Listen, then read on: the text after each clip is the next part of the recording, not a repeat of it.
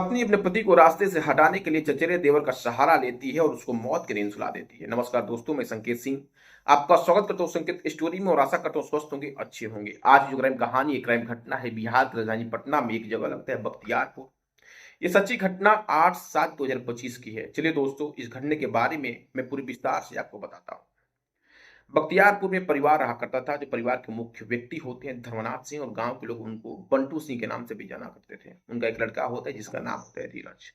कुछ दिन पहले ही धीरज की शादी एक लड़की से होता है जिस लड़की का नाम होता है सालू। देखने में दोनों बहुत ज्यादा खुश होते हैं। जब शादी होता है तो घर में किसी चीज की दिक्कत नहीं होती है। परिवार की मर्जी से शादी होती है। जो धर्मनाथ सिंह होते हैं अपने बेटे की शादी बहुत धूमधाम से करते हैं। जो लड़की का शादी होता है उधर से भी धूमधाम से होता है। जो पूरी रस्में होती हैं वही पूरी की जाती हैं। घर में किसी चीज की दिक्कत नहीं होता है, परेशानी नहीं होता है। ये सिलसिला धीरे धीरे परिवार के लोग खुश होने लगते हैं और ये समय बीतते बीतते चला जाता है। एक समय ऐसा आता है कि जो सालू होती है कि फिर दूसरे लड़के के प्यार में पागल हो जाती है।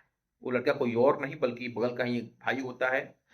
वो धीरज का ही भाई होता है और भाई बोले तो एक चचेरा देवर था। देवर से जो है शालू प्यार कर बैठती है। देवर हालांकि आनाकानी करता है, लेकिन उधर से अच्छा रिस्पॉन्स आता है तो लड़का भी मना नहीं करता है। उस महिला के साथ अपनी भाभी के साथ प्यार करने पर मजबूर हो जाते हैं और उन दोनों को प्यार परवाना पड़ने के लिए तैयार था। लेकिन सालू जो थी किसी तरीके से खुश नहीं थी अपने पति से, क्योंकि उसका जो पति था पैर से विकलांग था। वो अच्छे से चल नहीं पाता था, जो लंगड़ा था, जिसके चलते सालू नाखुश रहा करती थी। सालू को शायद ये बात पहले ही समझ जाना चाहिए कि शादी से पहले ही उसको पता था कि जो उसका पति है विकलांग है, चल नहीं पाएगा। लेकिन सालू समझने में अक्षम थी, नहीं समझ पाई और शादी हो गया तो अलग अलग नुस्खे निकाल रही है और दूसरी लड़की के प्यार में पागल हो गई है। जब धीरे धीरे अगल बगल के लोग पता चलता है तो ये खबर धीरे से धीरज के कान में भी पड़ जाता है। तो धीरज अपनी पत्नी से पूछता है कि अगल बगल के लोग ऐसा बोल रहे हैं, क्या यह बात सही है? तो उसी पर आनाकानी होने लगता है। बात शुरू हो जाता है, दोनों लोग आपस में कहासुनी कर लेते हैं। जिसके बाद जो सालू होती है अपने पति से बात नहीं करती है। बात नहीं करने का मतलब ये हुआ कि उसको खाना भी नहीं देती है। किसी तरीके से जो धीरज होता है अपनी जिंदगी व्यापन करता है। अपनी जो उसकी माँ होती है खाना देती है और ये सिलसिला धीरे धीरे चलने लगता है। एक समय ऐसा आता है कि धीरज के पास कुछ पैसे नहीं थे, जिसके चलते वो जमीन बेचता है। जमीन एक बगल का जमीन होता है और 9 लाख रुपए में बेचता है। तो जो उसकी पत्नी होती है बोलती है मेरे को भी इसमें हिस्सा चाहिए, मेरे को भी पैसा चाहिए। तो जो धीरज था बोलता है कि तुमको तो मैं सब कुछ दे ही रहा हूँ, कपड़ा दे रहा हूँ, पैसा दे रहा हूँ। एक जो पत्नी पति का फर्ज होता है मैं अच्छे से निभा रहा हूँ। तुमको किस चीज की दिक्कत है? खाने की दिक्कत है, पीने की दिक्कत है, रहने की दिक्कत है, वो मेरे को बताओ। मैं इसको सॉर्ट आउट करूंगा। मैं किसी भी परेशानी में तुमको झेले नहीं दूंगा। तुम जो कर रही हो अच्छा है, लेकिन मैं तुम्हारे साथ गलत नहीं करूंगा। जिसके बाद जो पत्नी सालू होती है बोलती है कि मेरे को आपसे कोई उम्मीद नहीं है, मेरे को पैसा चाहिए। 9 लाख का जो जमीन बेचे हैं उसमें मेरे को हिस्सेदारी चाहिए। कुछ पैसा आप मेरे को भी दीजिए। जिसके बाद जो धीरज होता है बोलता है कि मैं किसी कीमत पे तुमको पैसा नहीं दूंगा। ये जो पैसा है जमीन का पैसा, मैं कहीं और जमीन लेने वाला हूँ। अगर तुमको कुछ पैसा चाहिए 2,000 4,000 5,000 तो तुम इसमें ले सकती हो, लेकिन तुम बोलोगे कि आधा की हिस्सेदारी चाहिए, आधा पैसा चाहिए, तो मैं तुमको नहीं दे सकता हूँ। जिसके बाद जो सालू होती है अपने पति पे चीखने लगती है, चिल्लाने लगती है। जब चीखने चिल्लाहट की आवाज घर में शोरों की तरह मचने लगती है तो जो उसके ससुर होते हैं, जो उसके सास होते हैं, वहां पे आ जाते हैं। लोग पूछते हैं कि क्या बात हो गई।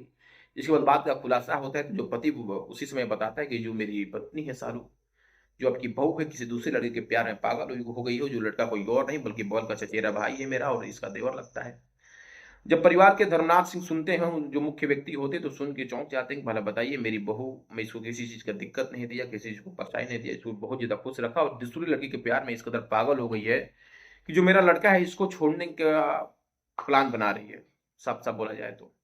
और एक समय ऐसा आता है कि जो सालू होती है चचेरे देवर से बातचीत करती है। जब घर में बात नहीं होती, उसकी बात नहीं बनती, उसको पैसा नहीं मिलता है, तो चचेरे देवर से बात होता है। तो बातचीत करते करते वो बोलती है कुछ ना कुछ करना पड़ेगा, क्योंकि जो धीरज है कुछ ज्यादा उड़ रहा है, इसको रास्ते से हटाना पड़ेगा।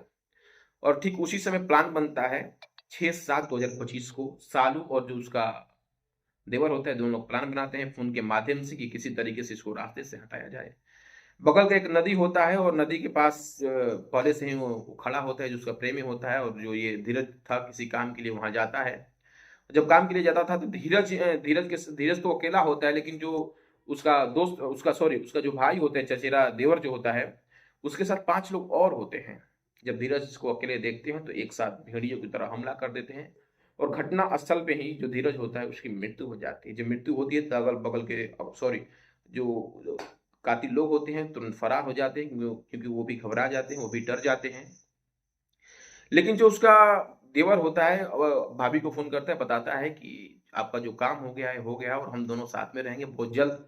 ऐसा समय आएगा कि हम दोनों लोग साथ में रहेंगे, जिसके बाद 2 दिनों तक जो धीरज होता है घर से लापता होता है, लेकिन कोई उसका कंप्लेन नहीं लिखवाता है। लेकिन अगल-बगल के लोग धीरज को पहचानते थे, उसी रास्ते से जा रहे थे, नदी के रास्ते पे जा रहे थे, तो देखते हैं कि जो एक लड़का है, मैं इसको पहचानता हूँ, धीरज है। लाश को देखते हैं, डेड बॉडी को देखते हैं, तो उसको बाहर निकालते हैं, साफ-साफ पहचान हो जाता है कि ये लड़का धीरज ही है।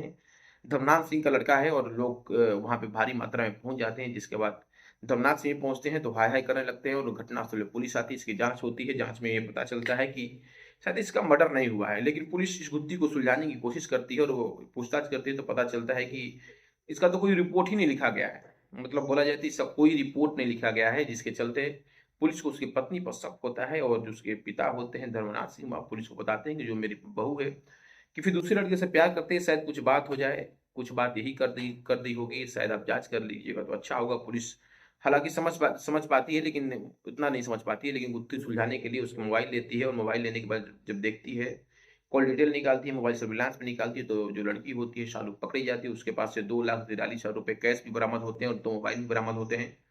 जैसे ही लोगों को ये पता लगता है कि जो पत्नी है, पति का ही कातिल है, सिर्फ़ इसलिए कि पति दिव्यांग है, पति चल नहीं सकता, पति लंगड़ा है, तो लोग एक बार कहीं न कहीं सोचने पर मजबूर हो जाते हैं कि हमारे समाज में किसी का आँख नहीं होता है, किसी का पैर नहीं होता है। ऐसे बहुत सारे लोग दिव्यांग हैं, लेकिन उनका बहिष्कार हम लोग नहीं कर सकते हैं। अगर आपका मन है, पहले ही उसका जाँच-पड़ताल कर लीजिए, शादी करिए, नहीं करिए, तो आपकी बात की बात है, लेकिन दोस्तों ऐसा नहीं होना चाहिए। दोस्तों पूरी कहानी या पूरी घटना बनाने का मतलब आपकी भावनाओं को ठेस पहुँचाना नहीं, आपको आहत करना नहीं, बल्कि आपको जागरूक करना मेरा काम है। अगर इस कहानी से किसी को ठेस पहुँच रहा है, तो मुझसे हाथ